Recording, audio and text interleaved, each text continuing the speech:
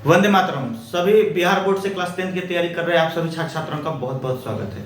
ये विज्ञान का सेशन है और विज्ञान में हम केमिस्ट्री का ये आज दूसरा चैप्टर का ये दूसरा वीडियो है।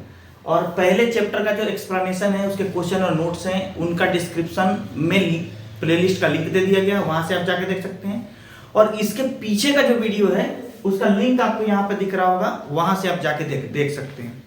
तो चलिए आज का शुरू करते हैं ये सेशन कुछ एक मोटिवेशन लाइन के साथ। यहाँ पर आप देख सकते हैं ये दूसरा पार्ट है और आपका दूसरा चैप्टर है कि अम्ल, क्षारक एवं लवण। ये कौन सा चैप्टर है? दूसरा। तो यहाँ पर हम आगे बढ़ेंगे और आज एक मोटिवेशन आपके लिए है। जीवन में मोटिवेशन का बहुत महत्व है। यहाँ पर लिखा गया है कि सपनों को साकार करने का पहला कदम है खुद पर विश्वास करना। जब तक आप अपने आप के ऊपर विश्वास नहीं करेंगे, कोई भी दूसरा आपके ऊपर विश्वास नहीं करेगा, और नहीं करेगा तो फिर आप भी खुद डिमोटिवेट हो जाइएगा। तो इसलिए पहले खुद पर विश्वास करिए और अपना काम आगे बढ़ाते रहिए। आज का ये पहला टॉपिक आपको देखने को मिलेगा यहाँ पर, दैनिक जीवन में पीएच का महत्व। इससे पीछे हमने पीएच मान के बारे में पढ़ा है, अम्ल के बारे में पढ़ा है, क्षार के बारे में पढ़ा है, उनके प्रकारों को पढ़ा है, पढ़े हैं ना हम लोग? ये सभी की सभी चीजें हम लोग पढ़े हैं। और इसके बाद अब पीएच, इसके पहले हम ये भी पढ़ चुके हैं कि कौन सा अम्ल किस पदार्थ में पाया जाता है, किस पदार्थ का कितना पीएच मान होता है। सारे इंपॉर्टेंट चीज को हम लोगों ने पिछले क्लास में पढ़ा है। इस क्लास में आप बेसिकली क्या देखेंगे, तो उसके आगे के टॉपिक्स यानी नोट्स जो देखने वाले हैं इसी चैप्टर के, यानी चैप्टर नंबर 2 का जो नोट्स है जो पिछले क्लास के आगे का है वो हम देखेंगे। तो चलिए, ये है कि दैनिक जीवन में पीएच का महत्व। हमारे दैनिक जीवन यानी कि रोज रोज के जीवन यापन में हम आखिर पीएच हमारे जीवन में क्या महत्व रखता है इसको समझना है। कहता है कि जीव जंतुओं एवं पेड़ पौधों पर पीएच का संवेदनशीलता है। देखिए, जीव जंतु यानी इंसानों पर, जानवरों पर, छोटे छोटे जीवों पर, बड़े बड़े जीवों पर, ठीक है, और पेड़ पौधों पर भी, इन सभी पर पीएच कैसे काम करता है, पीएच स्केल कैसा असर करता है वो समझना है। कहता है हमारा शरीर का जो परास है, पीएच परास कहने का मतलब रेंज कि कहां से कहां तक का पीएच बॉडी का है। तो पीएच है बॉडी का 7 से 7.8 पर। ये पूछा हुआ सवाल है कि मानव शरीर का पीएच परास कितना होता है, मानव शरीर का पीएच परास कितना होता है। तो आप पीएच परास कितना बताइएगा? 7 से 7.8 तक। ये ऑब्जेक्टिव ये पूछा हुआ सवाल है आपसे। कहता है इसी बीच कार्य करता है। तो इंसान का अगर इससे कम हो जाए इंसान के शरीर में पीएच का जो वर्किंग प्रोसेस है वो, और इससे ज्यादा होने लगे तो दिक्कत आने लगती है, ठीक है। अब है आगे इसी में दिया गया है कि वर्षा जल जो बारिश होती है, तो वर्षा जल का पीएच मान 5.6 से कम हो जाती है तो वह अम्लीय वर्षा कहलाती है। यानी जो बारिश होता है उसके जल का जो पीएच मान हम लोग मापते हैं वो पीएच मान 5.6 से ज्यादा रहता है, ठीक है। लेकिन जैसे ही 5.6 से कम होगा वो यह पीएच मान यह दर्शाएगा कि वह और अम्लीय हो गया है। क्या हो गया है? अम्लीय। मतलब अम्लीय तो रहता ही है, तभी तो 5.6 है, 7 से कम है, लेकिन ज्यादा अम्लीय हो जाएगा। और ज्यादा अम्लीय होने के कारण क्या होता है कि वह वर्षा का जो जल होता है वो धरती पर गिरेगा तो पेड़ पौधे, पत्ते, इंसान के शरीर, जानवरों के शरीर सब पे असर करेगा। और वहीं वर्षा का पानी बह के कहाँ जाएगा? नदी नालों में जाएगा, तालाबों में जाएगा। तो वहां जाने से क्या होगा कि उनमें की मछलियां भी डिस्टर्ब होंगी और वो भी मर जाएंगी और भी जलीय जीव मरेंगे। तो इस तरीके से जब वर्षा का जल का जो पीएच होता है कम हो जाता है तब तो जीवों पर असर ऐसे पड़ता है, और इस तरह के वर्षा को कहा जाता है अम्लीय वर्षा। क्या कहा जाता है? अम्लीय वर्षा।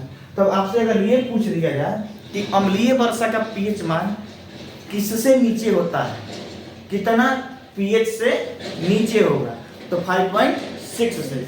ये पूछ लिया जाए कि निम्न में से कौन सा अम्लीय वर्षा का पीएच मान हो सकता है, ठीक है। और उसमें एक ऑप्शन 5.6 से कम और बाकी 5.6 से ज्यादा देंगे, तो आप कौन सा ऑप्शन लगाइएगा? 5.6 से कम वाला। समझ में आ गया होगा कि इंसान पर, पेड़ पौधों पर पीएच कैसे असर करता है।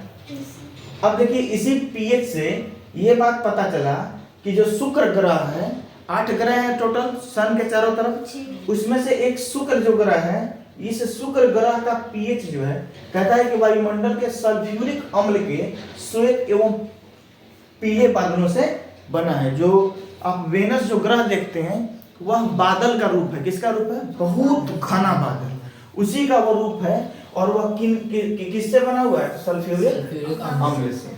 ठीक है, अब अम्ल वाली प्रकृति कैसे पता चली? तो पीएच से पता चली होगी, तभी ये यहाँ पर बताया गया है। अब पाचन तंत्र में पीएच का क्या काम है? जैसे हम लोग खाना खाते हैं तो हमारे पेट में पीएच का क्या महत्व है, इसके बारे में समझना है। देखिए, हमारे पेट में एक अम्ल छूटता है, अम्ल का क्या नाम है?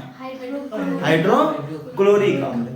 तो जो अम्ल पेट में छूटता है हाइड्रोक्लोरिक अम्ल, उसका पीएच मान तो अम्लीय ही रहता है, अम्लीय रेंज में ही रहता है। तो यहाँ कहता है कि हमारे पेट में हाइड्रोक्लोरिक अम्ल उत्पन्न होता है, जो पेट को बिना नुकसान पहुंचाए भोजन को पचाने में मदद करता है। जिस समय हमारे पेट में अपच हो जाता है, यानी लोग को डुहाई डकार चलने लगता है ना, गैस रिलीज होने में समस्या होने लगती है, पेट में दर्द होने लगता है, खाना सही से नहीं पचता है, तो उस स्थिति में पेट अम्लीय हो जाता है, यानी हाइड्रोक्लोरिक अम्ल ज्यादा छूट जाता है, पेट में ज्यादा मात्रा में छूट जाता है। अब ज्यादा मात्रा में छूटने की वजह से खाना ठीक से पच नहीं पाता है, और नहीं पचता है तब हमारे पेट में अपच की स्थिति हो जाती है, और तब हम खाने लगते हैं क्या? एसिलॉक खाने लगते हैं, या फिर बाकी गैस की दवाइयाँ खाने लगते हैं। आखिर उन गैस के दवाइयों में ऐसा क्या होगा कि अम्ल को काटेगा? बताइए, अम्ल को कौन सा काटता है? छाछ, भस्म, वही काटता है ना। यानी उन दवाओं की प्रकृति कैसी रही होगी? भस्मीय रही होगी, क्षारीय रही होगी, है ना, बेसिक रही होगी। तो तब जाके वो पेट की अम्लीयता को काटते हैं।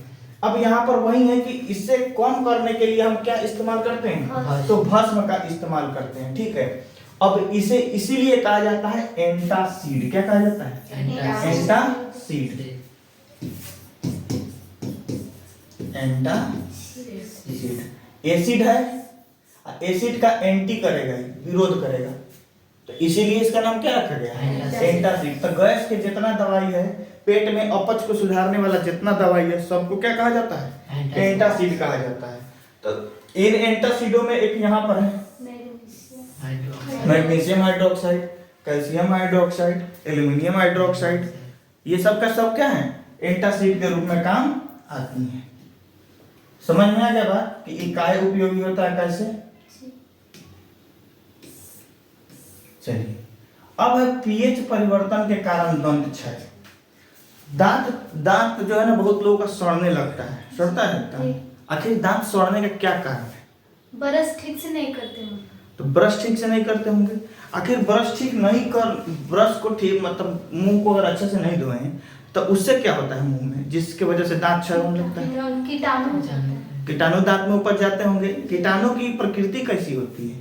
उस आपके मुंह में क्या होता है ना, कि जब आप खाना खाइएगा और खाना खाते हैं और खाना को अच्छे से साफ मुंह से नहीं करते हैं, है ना, निगलने तक तो चला गया, बाकी थोड़ा बहुत मुंह में रह गया। जैसे आप मीठा चीज खा लिए, दूध खा के रात को दूध पी के और रात को सो जाते हैं, उसके बाद पानी से कुला नहीं करते हैं, है ना, तो दूध क्या आपके मुंह में जमा हुआ है, चारों तरफ दांत में सटा हुआ है, उसमें चीनी डाल के जरूर पीते हैं।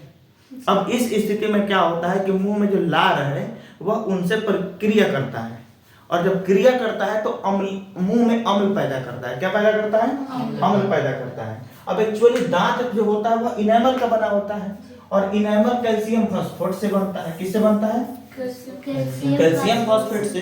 दांत जो है वह इनेमल का बना हुआ है, और इनेमल किससे बना हुआ है? कैल्शियम फॉस्फेट से। अब कैल्शियम फॉस्फेट जो है ये बैक्टीरिया को, माने बैक्टीरिया का मुख्य खाना हो गया है मुंह में, बैक्टीरिया का।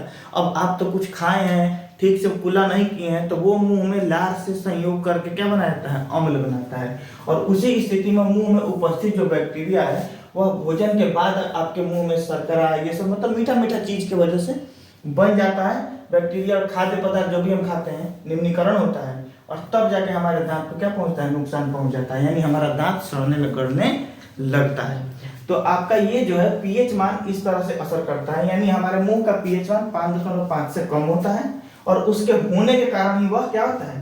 क्षय हो जाता है। यानी अगर मुंह का पीएच मान 5.5 से अधिक रहे तो आपका दांत खराब नहीं होगा। अब है पशुओं तथा पौधों द्वारा उत्पन्न रसायनों से आत्मरक्षा। मानते हैं कि आपको बहुत लोग को आप मधुमक्खी काटते हुए देखे होंगे, गांव में बिरनी ना काटले वाले, जब बिरनी काट ले लेबा, हड्डा बिरनी कट लेबा, तो अथी कौन गिरनी होकर पानी में घुस के काटा ले, तो वो सब होता है कि नहीं होता है कि ये काट लेता है, वहाँ काट लेता है, तो इसने काट लिया, है कि नहीं, तो वो सब हो जाता है। तो उसी तरह से मधुमक्खी डंक मारने पर इसका डंक शरीर में एक अम्ल छोड़ देता है। जब डंक मधुमक्खी मारता है तो आपके बॉडी में क्या छोड़ता है, एसिड छोड़ देता है, अम्ल छोड़ देता है, अम्ल छोड़ता है, जिससे आपके जिस जगह पर काटता है वहां पर जलन होगा, अनुभव, आपको दर्द का अनुभव महसूस होगा, वहां अनुभव होगा। तो उस अम्ल का प्रभाव करने के लिए हम किसका इस्तेमाल करते हैं, बेकिंग सोडा का। अगर बेकिंग सोडा का इस्तेमाल कर दें, ठीक है, उस पर रगड़ दे बेकिंग सोडा, तो तुरंत हमको क्या होगा, रिलीफ हो जाएगा, यानी जलन दर्द से आराम मिल जाएगा। अब ये बेकिंग सोडा कैसा होता है, दुर्बल क्षार होता है। क्या होता है, दुर्बल क्षार में पड़े थे हम लोग, तो वहां पर यही डंक मारेगा। मधुमक्खी के डंक में कौन सा अम्ल होता है मालूम है, मेथेनोइक अम्ल। कौन सा अम्ल, मेथेनोइक अम्ल होता है। तो वही उसी को यह क्या कर देता है, न्यूट्रल कर देता है और अपने हाथ में रिलीफ मिल जाता है, या फिर जहां भी काटा है वहां पे। अब है नेटल। देखिए नेटल एक प्रकार का पौधा होता है, नेटल एक प्रकार का पौधा होता है। जैसे भूइला देखे हैं, भूइला, तो भूइला के शरीर पर कैसे बाल रहता है चारों तरफ, उस तरह नेटल जो पौधा होता है उसमें बाल निकला हुआ रहता है, ठीक है। अब आप जा रहे हैं जंगल से होकर कहीं से निकल रहे हैं, संयोगवश आपका हाथ उस पौधा पे पड़ गया। अब पौधा पे पड़ गया तो तुरंत उसका जो ऊपर वाला रेशा है वो हाथ में लग जाता है। अब जैसे ही लगता है वैसे ही उसमें से रिलीज हो जाता है अम्ल। क्या हो जाता है, अम्ल। अब अम्ल कौन सा, तो वो भी मेथेनोइक एसिड। कौन सा, ठीक है, उसमें से निकल के आपके शरीर में चला जाता है। अब जब मेथेनोइक एसिड चला जाता है हमारे बॉडी में, तो फिर हमको क्या करेगा, फिर तो खुजली जलन होना शुरू हो जाएगा, दर्द होना शुरू हो जाएगा। तो हमें चाहिए इससे आराम करना है कि ये आराम कैसे हो, तो उस पौधा का इलाज उसी पौधे के जड़ के पास मिलता है। एक दूसरा पौधा जिसका नाम होता है डॉग पौधा। कौन सा पौधा नाम होता है, डॉग पौधा। अब इस पौधा को वहां से इसमें से इसका क्या होता है, प्रकृति, क्षारीय प्रकृति का होता है, ठीक है। इस पौधे के पत्ते को वहां से उसमें से तोड़िए, पकड़ के पास के रगड़ दीजिए इसको, ठीक है, तुरंत आपको रिलीफ मिल जाएगा। तो इस तरीके से इस अम्ल से जो हमारे शरीर में प्रभाव पड़ता है उससे भी हम बचते हैं। अब आगे चलते हैं, इसके आगे अब है लवण। अभी तक हम पढ़ रहे थे अम्ल, ठीक है, अभी तक क्या पढ़ रहे थे, अम्ल पढ़े हैं, क्षार पढ़े हैं, ठीक है, और पीएच मान पढ़े हैं। पीएच मैंने स्पेशली यही बड़े बड़े टॉपिक्स पढ़े हैं, है कि नहीं। अब इसके बाद अब है चौथा ये बड़ा टॉपिक लवण। क्या है, लवण यानी साल्ट। नमक खाए कि नहीं खाए, खाए है ना। तो उन्हीं नमकों के बारे में विशेषकर इसमें है। देखिए साधारण नमक क्या होता है, साधारण लवण जो हम लोग घर में खाना बनाते हैं ना, साधारण लवण होता है। एक्चुअली होता क्या है कि अम्ल तथा भस्मों की अभिक्रिया से लवण और जल बनता है, या HCl अम्ल और NaOH भस्म, ये दोनों ने अभिक्रिया कर दिया तो यहाँ पर सोडियम क्लोराइड लवण और जल बन गया। तो यही क्या है, लवण। वैसे लवण में विस्थापनशील हाइड्रोजन या हाइड्रोक्सिल समूह नहीं होते। लवण में क्या होता है, यहाँ पर आपको हाइड्रोजन या OH दिख रहा है, H या OH दोनों कोई में कुछ दिख रहा है इसमें, नहीं ना है, नहीं। तो ना ही हाइड्रोजन होता है और ना ही OH होता है, ठीक है, हाइड्रोक्साइड होता है। यानी लवण में ये सब चीजें नहीं होती हैं। अब देखिए यहाँ पर दिया है NaCl, KCl, Na2SO4 दिया है, तो ये सब क्या है, लवण है। ये सभी लवण है। देखिए ये सभी लवण है, यानी ना ही इसमें हाइड्रोजन है ना ही हाइड्रोक्सिल है। देखिए है किसी में, नहीं ना है, तो नहीं है, तो ये यहाँ पे नहीं होता है। अब देखिए आगे, अब है क्लोर क्षार प्रक्रिया। कौन सी प्रक्रिया, क्लोर क्षार प्रक्रिया। क्लोर क्षार प्रक्रिया में क्या होता है कि सोडियम क्लोराइड का जलीय विलयन होता है और उसमें हम विद्युत धारा प्रवाहित कर देते हैं। सोडियम क्लोराइड का जलीय विलयन में क्या कर देते हैं, विद्युत धारा प्रवाहित कर देते हैं। अब जब विद्युत धारा प्रवाहित करिएगा, हम जल का अपघटन भी शुरू में बताए थे विद्युत धारा से, कि जल में जब विद्युत धारा प्रवाहित कर दिया जाता है उसका अपघटन होता है, तो हाइड्रोजन और ऑक्सीजन अलग हो जाता है। तो यहाँ भी उस प्रकार के सोडियम क्लोराइड को जब जल में हम उसको प्रवाहित करते हैं विद्युत को, तो वियोजित होने लगता है, यानी टूटने लगता है। क्या करता है यार, और टूट करके सोडियम हाइड्रोक्साइड बनाता है, यानी जल तो है उसमें, सोडियम हाइड्रोक्साइड बनाता है, ठीक है। और इस प्रक्रिया को कहते हैं क्लोर क्षार प्रक्रिया। क्या कहते हैं? क्लोर क्षार प्रक्रिया। यानी सोडियम क्लोराइड जो है, सोडियम क्लोराइड, उसको हमने उसमें उसके जलीय विलयन में विद्युत धारा प्रवाहित किया और करने के बाद वो टूटे, और टूटने के बाद बनाए क्या? तो सोडियम हाइड्रोक्साइड। और ये जो पूरी प्रक्रिया होती है, इस प्रक्रिया को कहते हैं क्लोर क्षार प्रक्रिया। अब क्लोर क्षार प्रक्रिया, इसका नाम क्यों पड़ा है? तो नाम इसलिए पड़ा है क्योंकि इससे निर्मित उत्पाद क्लोरीन होता है और सोडियम हाइड्रोक्साइड होता है जो क्षार होता है। यानी क्लोरीन और क्षार जो है इस प्रक्रिया के बाद बनता है, इसीलिए इसे क्लोर क्षार प्रक्रिया कहा जाता है। समझ में आ गया बात? तो क्यों कहा जाता है क्लोर क्षार प्रक्रिया? और क्लोर क्षार प्रक्रिया होता क्या है, ठीक है। यहाँ पर क्लोरीन गैस एनोड पर मुक्त होता है और हाइड्रोजन गैस कैथोड पर। एनोड कहते हैं पॉजिटिव चार्ज को और कैथोड कहते हैं निगेटिव चार्ज को, ठीक है। यानी कैथोड जो ऐसा, देखिए बैटरी लगा रहता है ना, बैटरी, तो बैटरी का जो धनात्मक पोर्शन जो होता है उधर जो रॉड लगाएंगे वो कैथोड एनोड होगा, और जिधर ऋणात्मक होगा उधर लगाएंगे वो कैथोड होगा, ठीक है। ये होता है। तो इस पर आता है कौन, बताइए? धनात्मक एनोड पर कौन मुक्त होता है? तो क्लोरीन। और कैथोड पर कौन मुक्त होता है? तो यहाँ पर देख सकते हैं आप, लिखा हुआ है क्या? हाइड्रोजन। क्या? हाइड्रोजन। ये टॉपिक भी आपका हुआ। अब है साधारण नमक। बहुत से रसायनों का कच्चा पदार्थ होता है नमक। देखिए ना, नमक बहुत सारा चीज को बनाने में उपयोग किया जाता है, किया जाता है कि नहीं? माने हमको लगता है कि हमारे दैनिक जीवन में अधिकतर चीजों में हम नमक का इस्तेमाल करते हैं कि नहीं करते? तो यहाँ पर देखिए, साधारण नमक का उपयोग हमारे दैनिक जीवन के में उपयोग में आने वाले बहुत से पदार्थ को बनाने में किया जाता है। जैसे सोडियम हाइड्रोक्साइड को बनाएंगे तब भी साधारण नमक का उपयोग करेंगे।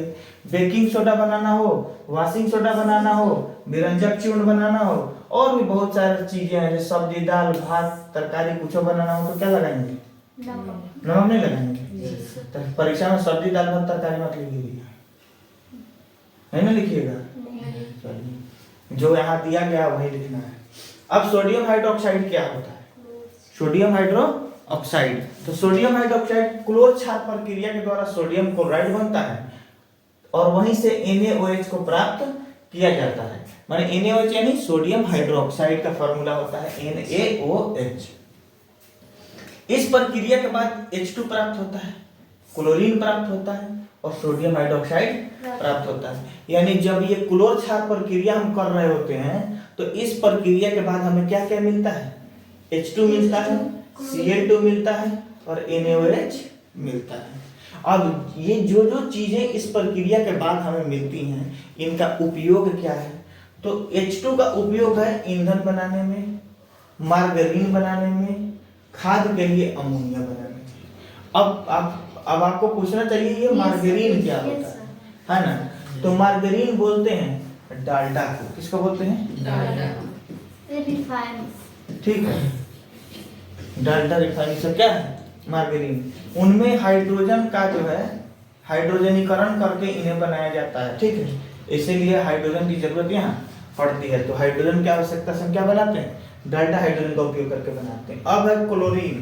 क्लोरीन देखिए, पटना से होके गंगा जी बहती है ना, वहां पर नदी में माने शहर का जितना कचरा है शहर का, उस सारा का सारा कचरा वो गंगा जी में प्रवाहित किया जाता है, उसी में पाया जा रहा है। तो क्या किया कि वहाँ जो सरकार है, तो सरकार को नजर रहती है चूंकि नदी में मछली है ना, नदी में और भी छोटे छोटे भिन्न भिन्न प्रकार के जीव हैं, सांप हैं, जो अपने जीवन पानी में जी रहे हैं, है कि नहीं? तो वो मर न जाए इसके लिए उसमें से जो गंदगी का जो बैक्टीरिया आ रहा है, जो भी विषैले पदार्थ आ रहे हैं, उनको मारना बड़ा जरूरी है। सबसे पहले उन्हें खत्म करना जरूरी है। तो एक्चुअली क्या जाता है, क्लोरीन जो है छीटा जाता है, पूरा क्लोरीन जबरदस्त तरीका से छिटाते रहता है वहां पर, ठीक है। क्लोरीन क्या करता है? तो जीवाणु कीटाणुओं को मारने का काम करता है। तो क्लोरीन का पहला काम क्या है? तो जल की स्वच्छता। क्या है? जल की स्वच्छता। स्विमिंग पूल में इसे छीटा जाता है क्लोरीन को स्विमिंग पूल में, जहाँ जहाँ नहाया भाया जाता है लोग, उस पूल में छीटा जाता है ताकि पानी में किसी प्रकार की गंदगी ना हो। पीवीसी, अब पीवीसी क्या होता है? तो पीवीसी होता है पॉलीविनाइल क्लोराइड। क्या होता है इसमें कि जो आप पाइप वगैरह देखते हैं ना घर में, या फिर आपको बताएं हम इसका पाइप देखे होंगे आप, प्लम्बर वाला पाइप सब देखे हैं जो नल में लगता है दीवार में ठोका जाता है, पीवीसी, वो पीवीसी पाइप है। क्या वो पीवीसी पाइप है। उन सबको बनाने में भी क्लोरीन का इस्तेमाल किया जाता है। रोगाणुनाशक, क्या है? रोगाणुनाशक, यानी रोग के अणुओं को नाश करने वाले भी कार्य क्लोरीन से किए जाते हैं। CFC क्लोरोफ्लोरोकार्बन, इसमें भी क्लोरीन होता है। मतलब CFC क्या होता है? फ्रिज से बड़ा निकलता है, फ्रिज से निकलता है। क्यों? अब वहां पर क्योंकि ठंडा करने के लिए ना जो चीज इस्तेमाल किया जाता है जिन गैसों को फ्रिज में, तो वहां से निकलते हैं CFC, उसे ठंडा करते हैं। CFC निकल के चल जाता है ऊपर। CFC के मेन खाना है ओजोन। कौन है? ओजोन। जाके वहां ओजोन को खाता है, और ओजोन जब पतला हो जाता है तो उस सामने गर्मी बहुत ज्यादा तेज बढ़ता है। ठीक है, तो ये है CFC। उसके बाद कीटनाशक तो आप समझ ही रहे हैं कि उसके लिए भी इसका इस्तेमाल किया जाता है। अब NaOH सोडियम हाइड्रोक्साइड का इस्तेमाल कहाँ कहाँ किया जाता है? तो सोडियम हाइड्रोक्साइड का इस्तेमाल धातुओं से ग्रीज हटाने के लिए, यानी धातु में जब गंदगी लग जाता है ना, तो उसको साफ करने के लिए भी इस्तेमाल किया जाता है। किसका? सोडियम हाइड्रोक्साइड का। फिर साबुन बनाने में, अपमार्जक बनाने में, कागज बनाने में, है ना, वही सरफ अपमार्जक बनाने के लिए और कृत्रिम फाइबर बनाने के लिए इस्तेमाल किया जाता है। किसको? NaOH। देखिए फाइबर जो आप खाना वाना खाते हैं ना, उसमें भी फाइबर पाया जाता है, तंतु, यानी आपके बॉडी में जाके शरीर में खाना को पचाने में मदद करता है। वो आपको किसी प्रकार की एनर्जी नहीं देता है, लेकिन ऐसा फाइबर जो बाहर होते हैं, जैसे आप कुर्सी देख रहे हैं ये सब, है ना, फाइबर का है। हाँ, तो इन सबको बनाने में इसका इस्तेमाल किया जाता है, कृत्रिम फाइबर। अब देखिए, अब हाइड्रोक्लोरिक अम्ल का उपयोग, हाइड्रोक्लोरिक अम्ल जो हमारे पेट में छूटता है उसको बाहर भी बनाया जाता है ना। उसका इस्तेमाल क्या है? तो इस्पात की सफाई, इस्पात कहते हैं स्टील को, किसको कहते हैं? स्टील को इस्पात कहा जाता है। तो इस्पात की सफाई में, अमोनियम क्लोराइड बनाने में, औषधियों को बनाने में, सौंदर्य प्रसाधन, जितना लिपस्टिक जो ठोड़ रंगने वाला आता है ना, आंख पर पेंटिंग करे आने वाला आएगा, भाव रंगने वाला आएगा, आईलाइनर है, और काजल, हाँ, और काजल, और लिपस्टिक, भाव रंगने वाला, कान में रंगने वाला, माने यहाँ के ऊपर यहाँ पर रंगने वाला कथी होता है? मस्कारा है ना। तो ये सब का सब बनाने के लिए कैसे चीज का इस्तेमाल किया जाता है? हाइड्रोक्लोरिक अम्ल का इस्तेमाल किया जाता है। सोचिए, इसीलिए ये सब लगाने वाले के मुंह में बहुत ज्यादा मुहासा फुहासा वासा होता है, जान जाइए। ठीक है, अब है विरंजक चूर्ण। क्या है? विरंजक चूर्ण। परीक्षा के लिए मोस्ट प्रीवियस क्वेश्चन है विरंजक चूर्ण। ठीक है, कई बार पूछा गया है, यहाँ से सवाल रहता ही रहता है। कहता है कि शुष्क बुझा हुआ चूना, CaOH, वह बुझा हुआ चूना है। हम लोग पढ़े थे चूना के बारे में इससे पहले। तो ये बुझा हुआ चूना है, उसी को शुष्क बुझा हुआ चूना जो होता है, पर क्लोरीन की प्रक्रिया कराने पर विरंजक चूर्ण का निर्माण होता है। अब आपसे पूछा जाए कि विरंजक चूर्ण का निर्माण कैसे होता है, तो CaOH2 जो होता है, यानी शुष्क बुझा हुआ चूना पर क्लोरीन का जब प्रवाहित कराएंगे तो क्या बनेगा? विरंजक चूर्ण बनेगा, जिसका फॉर्मूला होता है CaOCl2। CaOCl2 इसका फॉर्मूला होता है विरंजक चूर्ण का, और साथ ही साथ जल बनता है जब इसका प्रक्रिया किसके साथ कराएंगे? क्लोरीन के साथ कराएंगे। अब इनका उपयोग कहाँ कहाँ होता है विरंजक चूर्ण का? तो वस्त्र उद्योग में सूती एवं लीलन के विरंजन के लिए, यानी उनके सफाई सुथराई के लिए इनका उपयोग किया जाता है। कागज के फैक्ट्री में किया जाता है, लकड़ी के मज्जा में, लकड़ी का मज्जा यानी लकड़ी जो होता है ना, उसका जब बीटिंग किया जाता है, जब चीरा उड़ा जाता है, तो उसमें से बहुत सारी ऐसी चीजें निकलती हैं, उन जो अपशिष्ट पदार्थ है ना, मतलब बुरादा देखते हैं जी, है ना, वो हो गया, चाहे उसको फाड़ फाड़ के छोटा छोटा छोटा छोटा छोटा छोटा बहुत सारा चीज बनाया जाता है। तो उन सब चीजों को लकड़ी के मज्जा में इसका उपयोग किया जाता है निरंजक चूर्ण को सफाई उफाई को ध्यान में रखते हुए। फिर उपचायक के रूप में किया जाता है। उपचायक क्या है, पढ़ाया जा चुका है आपको, क्या होता है उपचायक? उपचार। हाँ, उपचायक पढ़ाए हैं। जी सर। तो जिनका अपचयन होता है वो उपचायक होता है, पढ़ाया गया है। ठीक है, अब देखिए यहाँ पर, अब पीने वाले जल के जीवाणुओं से मुक्त करने के लिए, जो पानी आप पीते हैं उनको जीवाणुओं से मुक्त करने के लिए भी विरंजक चूर्ण का उपयोग किया जाता है। ठीक है, तो पानी नहीं पीते हम लोग, डिब्बा बंद रहता है, वहां भी इस्तेमाल इसका किया जाता है। अब है सोडियम कार्बोनेट, सोडियम बाइकार्ब, यहाँ है बेकिंग सोडा, क्या है? Baking soda, sodium bicarbonate, sodium hydrogen carbonate या खाने का सोडा, ये सब इसका नाम है। ठीक है, आपसे सवाल सीधा परीक्षा में पूछा हुआ सवाल है, प्रीवियस से उठा के देखिएगा, उसमें सवाल पूछा गया है कि खाने का सोडा, निम्न में से खाने के सोडा को और किन नामों से जाना जाता है? तो यहाँ पर है baking soda, sodium bicarbonate, sodium hydrogen carbonate, है ना।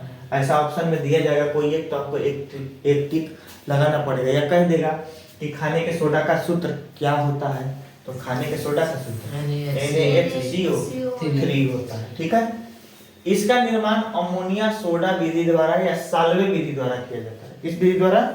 साल्वे विधि द्वारा। देखिए, साल्वे एक वैज्ञानिक का नाम था जिन्होंने यह नियमबद्ध बनाया था, इसीलिए इसे क्या कहा जाता है? साल्वे विधि कहा जाता है, नहीं तो अमोनिया सोडा विधि भी इसे कहते हैं। कह रहा है कि अमोनिया गैस से संतृप्त सोडियम क्लोराइड के संतृप्त जलीय विलयन यानी ब्राइन में कार्बन डाइऑक्साइड गैस प्रवाहित करने के फलस्वरूप सोडियम बाइकार्बोनेट बनता है। अमोनिया गैस होता है। अब अमोनिया गैस जब संतृप्त होगा किस चीज से? सोडियम क्लोराइड से, यानी अमोनिया पूरा भरा होगा सोडियम क्लोराइड से। संतृप्त, ये सब चीज आपको पढ़ाया गया है, संतृप्त क्या होता है। अब यहाँ कहता है इसका जलीय विलयन, इसमें जल भी होगा और कार्बन डाइऑक्साइड भी होगा। ठीक है, जब ये सभी के सभी प्रक्रिया करेंगे तो फाइनली आपको सोडियम बाइकार्बोनेट मिलेगा। अब इसका देखिए फॉर्मूला कैसे है, यहाँ देखिए NaCl, H2O, CO2 और NH3। NaCl यानी सोडियम क्लोराइड, और सोडियम क्लोराइड का जलीय विलयन। सोडियम क्लोराइड देखिए अमोनिया है, क्या है? अमोनिया गैस के संतृप्त में, जब अमोनिया गैस जब NaCl से संतृप्त होगा तो उसमें कार्बन डाइऑक्साइड जल का अभिक्रिया होगा, देन हमको क्या मिलेगा? अमोनिया क्लोराइड मिलेगा और सोडियम बाइकार्बोनेट मिलेगा, NaHCO3 मिलेगा। क्लियर? अब NaHCO3 इसका उपयोग कैसे होता है? तो NaHCO3 का उपयोग बेकिंग पाउडर बनाने में किया जाता है। स्वादिष्ट खाना जब बनाना होगा तो खाने वाला सोडा छोटा में क्या होगा, ठेकुए में खावा सोडा डाल दिया जाए, खूब खस्ता हुई, है ना। लिट्टी जो बनाता है लोग, तो लिट्टी बनावा हल्का सा खावा सोडा में डाल देगा, जितना वो कैसा होगा, खस्ता होगा। ज्यादा डाल दीजिएगा तो फटने लगता है, ज्यादा डाल दीजिएगा तो लिट्टी उट्टी फटने लगेगा, पूरी खराब होने लगेगा। समझ में? हल्का से डाला जाता है, मतलब मात्रा के अनुसार कितना बनाना है आपको उस अनुसार। कभी कभी खाना को जल्दी पकाने के लिए भी इस्तेमाल किया जाता है। ठीक है, अग्निशामक में इस्तेमाल किया जाता है इसका, जो आग बुझाने वाली गाड़ियां होती हैं या आग बुझाने वाले केमिकल्स होते हैं, वहां पर भी इसका इस्तेमाल किया जाता है। क्षारीय होने के कारण पेट के अम्ल को भी दूर करने के लिए इसका इस्तेमाल किया जाता है। सोडियम बाइकार्बोनेट कैसा होता है? क्षारीय होता है। कैसा होता है? क्षारीय होता है। तो क्षारीय होता है तो पेट में जब अम्ल छूटेगा तो उसको भी तो ये कंट्रोल कर सकता है, करेगा नहीं करेगा? तो उसके लिए भी इसका इस्तेमाल किया जाता है। अब है सोडियम कार्बोनेट या धोने का सोडा। कपड़ा धोने के लिए इस्तेमाल किया जाता है। कपड़ा धोए हैं कभी सब चीज से? खूब जी देर हुई है क्या? मतलब कपड़ा बढ़िया रही है करी क्या? यहाँ पर धोने का सोडा से कभी कपड़ा धोई है? नहीं, कपड़ा धोए हैं। इसको धुआं सोडा भी कहा जाता है। कपड़ा धोने के लिए, कपड़ों में ज्यादा मैल लग गया तो उसके लिए इस्तेमाल किया जाता है। पानी में मिला दीजिए। ये क्या, इसका फॉर्मूला होता है Na2CO3 10H2O। कितना होता है, पढ़िए, NaCO3 कह रहा है इसके निर्माण के लिए अमोनिया सोडा या साल्वे विधि द्वारा सोडियम बाइकार्बोनेट बनाते हैं, ठीक है। और फिर उसके निर्माण के बाद सोडियम बाइकार्बोनेट को गर्म कर लेते हैं, फिर सोडियम कार्बोनेट बन जाता है। अभी इससे पहले हम लोग सोडियम बाइकार्बोनेट बनाए हैं, तो सोडियम बाइकार्बोनेट तो बनाना ही है आपको, किस विधि से, साल्वे विधि से। आप ऑब्जेक्टिव का किताब उठा के देखिएगा जब मॉडल पेपर वगैरह, तो उसमें आप मिलेगा, क्वेश्चन मिलेगा कि सोडियम बाइकार्बोनेट निम्न में से किस विधि से बनाया जाता है, तो वहां पर ये ऑप्शन रहता है साल्वे विधि, ठीक है। तो आपको साल्वे विधि में टिक लगाना है, ठीक है। और साल्वे विधि नहीं दिया रहेगा तो अमोनिया सोडा विधि, क्या दिया रहेगा, हाँ। तो सोडियम, और फिर जब सोडियम बाइकार्बोनेट बन जाएगा तो सोडियम बाइकार्बोनेट को गर्म करेंगे और तब हम क्या बनाएंगे, सोडियम कार्बोनेट बनाएंगे, ठीक है। देखिए यहाँ पर NaCl H2O Ca2 NH3 same वही चीज, और उसके बाद यहाँ पर क्या बन गया, NaHCO3 सोडियम बाइकार्बोनेट। अब सोडियम बाइकार्बोनेट को क्या किया गया, फिर सोडियम बाइकार्बोनेट को गर्म किया गया। यहाँ पर देखिए सोडियम बाइकार्बोनेट उठा के रखे, इनको गर्म किया गया, और गर्म करने में बना Na2CO3, फिर कार्बन डाइऑक्साइड और जल, यानी हमको सोडियम कार्बोनेट मिल गया, ठीक है। तो सोडियम कार्बोनेट के रवाकरण से धोने का सोडा बनाया जाता है। सोडियम कार्बोनेट का रवाकरण होता है, यानी इसको जब पानी के साथ पूरा तरीके से इसका इस्तेमाल किया जाता है तब धोने का सोडा तैयार होता है, क्लियर। दिक्कत होगा ना, आप कुछ लीजिएगा, ये सब चीज आपको क्लास में ये या इस चैप्टर तक तो शायद पढ़ाए थे ना, या इसमें बाकी रह गया था, बाकी रह गया था।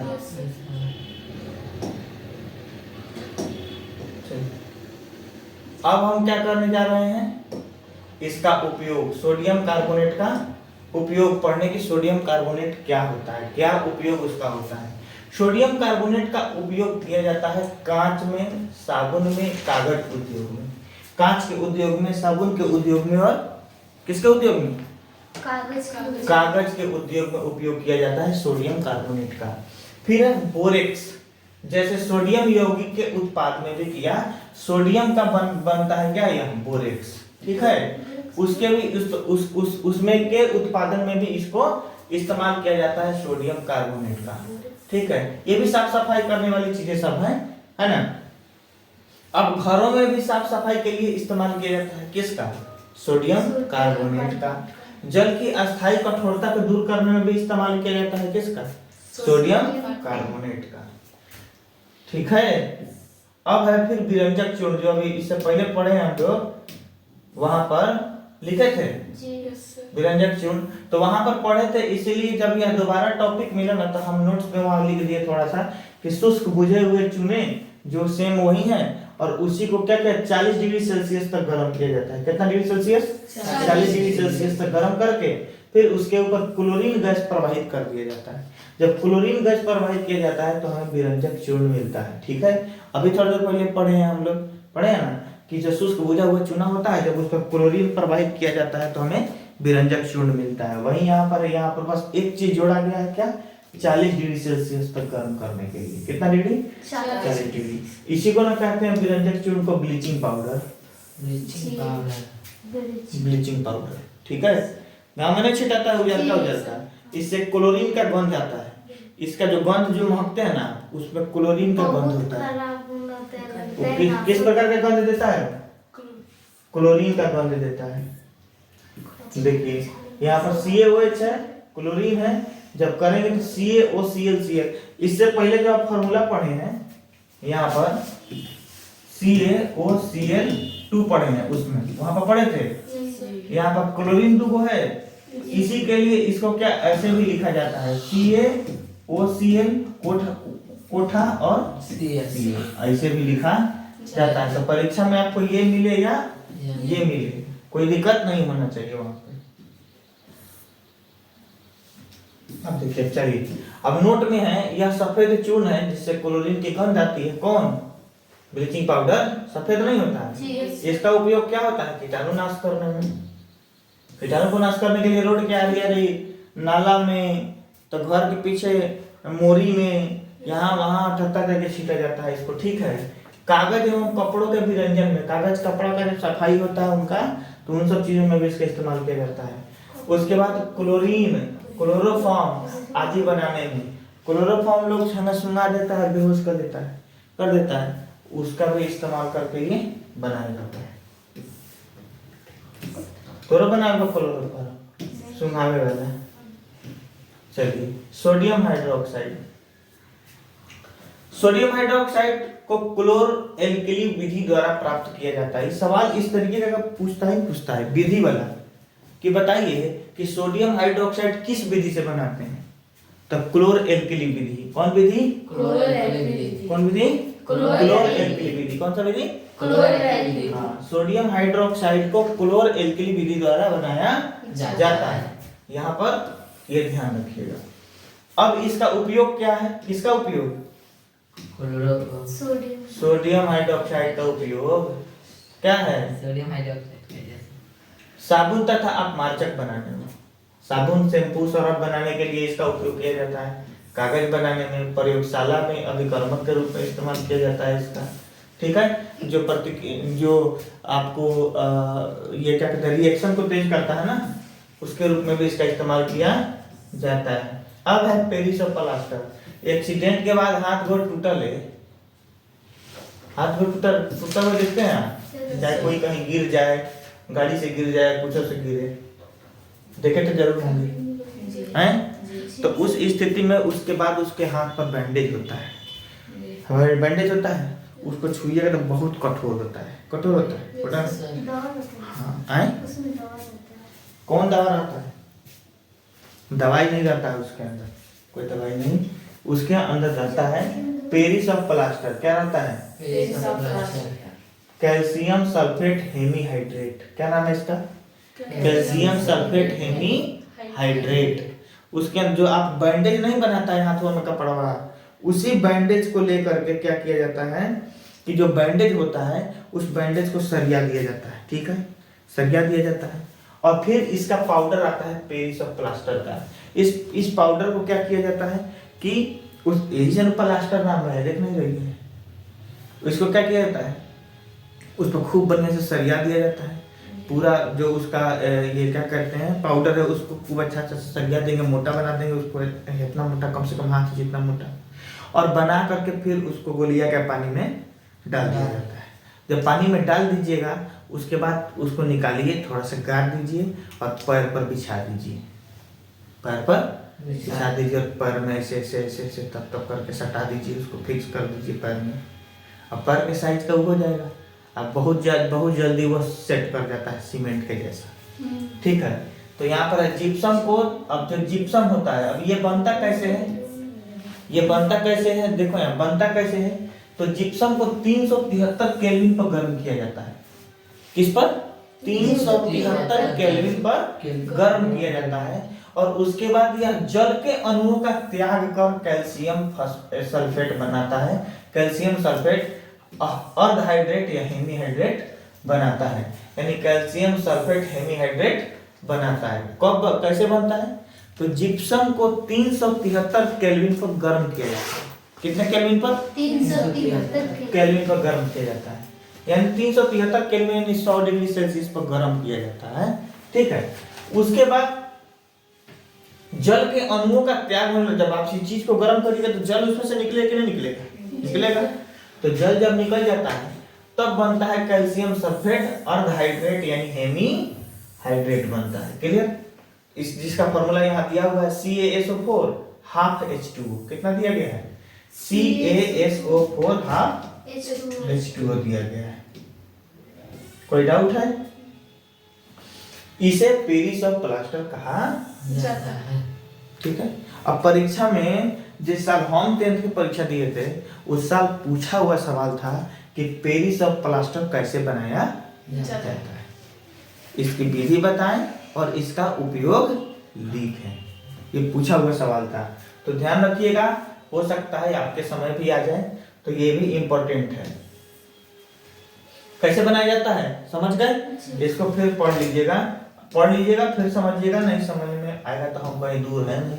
ठीक है, CaSO4 हाफ H2O, देखिए ये CaSO4 है, जी CaSO4 हाफ H2O, फिर इसमें कितना डेढ़ H2O लगा दिए हम, तो CaSO4 2H2O बन गया जिप्सम। क्या बन गया? जिप्सम। और इसी जिप्सम को 373 डिग्री सेल्सियस पर गर्म कर किया जाता है, तो उसमें से जल का अणु निकल जाता है, और जल का अणु निकल जाता है तो कैल्शियम सल्फेट हेमीहाइड्रेट बन जाता है यानी पेरिस ऑफ प्लास्टर बन जाता है। तो पेरिस ऑफ प्लास्टर का उपयोग क्या है?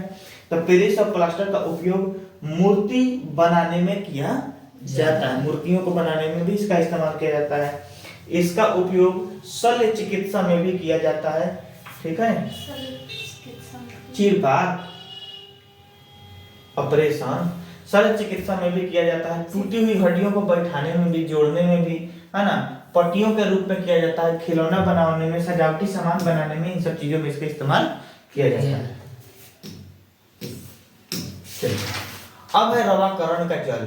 किसका जल? रवाकरण कौन है? हरी जी कौन है रवाकरण? हैं? मौसी के बेटा है। रवाकरण का जल यानी water of crystallisation. Water of crystallisation कहता है लवण के एक सूत्र इकाई में जल के निश्चित अणुओं की संख्या को क्रिस्टलन का जल कहा जाता है। यानी जब आप फार्मूला पढ़ते हैं और उस फार्मूला में जितना नंबर ऑफ जल का जो ये अणु आप देख रहे हैं 5 को है ना, तो इसी को कहेंगे रवाकरण का जल। तो रवाकरण का जल कितना है? 5। कितना है? 5। समझ में आया? जितना जल भी रहता है उसी को क्या कहा जाता है? रवाकरण का जल कहा जाता है। यहाँ देखिए कॉपर सल्फेट है और 5H2O है। ठीक है, इसी को ना कहते हैं नीला, कहा गया टूतिया कहा जाता है। टूतिया है, टूतिया दूसरा चीज में समझिए रहो, टूती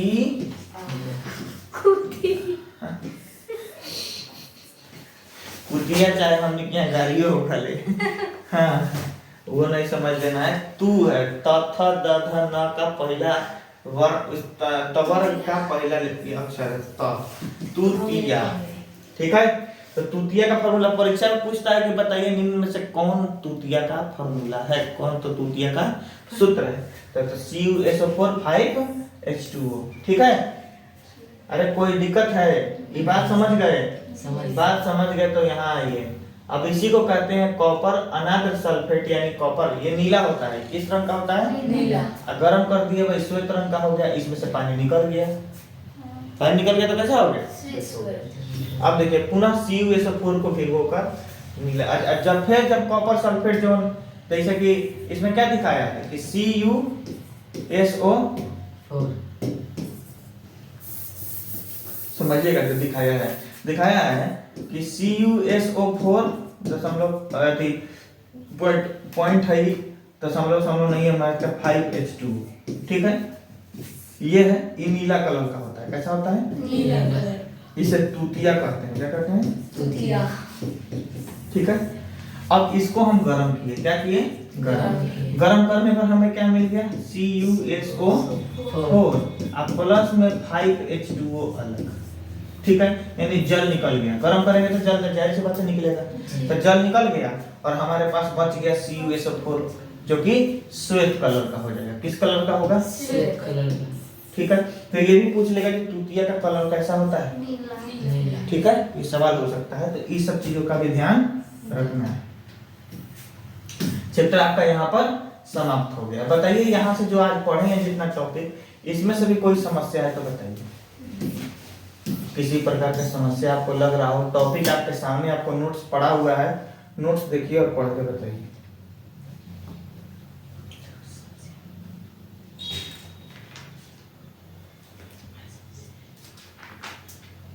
नोट्स देखिए और पढ़ के बताइए। फिर ये भी नोकी टूट गया है इसका, पता नहीं नोकी है कि नहीं। चलिए कोई नहीं, हो गया। तो चलिए आज का क्लास इतना ही रहने देते हैं और फिर अगली क्लास में हम इस चैप्टर के क्वेश्चन आंसर को, यानी जब चैप्टर आप खोलिएगा किताब NCERT का देखिएगा तो उसके अंदर पेज बाय पेज कुछ अलग अलग पेजों पे सवाल दिए गए हैं उन सवालों को भी करेंगे, और इस चैप्टर के जो अभ्यास में दिए गए सवाल 15 सवाल हैं उन सवालों को भी करेंगे। तो आप फिर हम मिलते हैं आपसे अगले वीडियो में इस चैप्टर के अभ्यास को लेकर। तब तक आप अपनी पढ़ाई को बनाए रखिए। वंदे मातरम।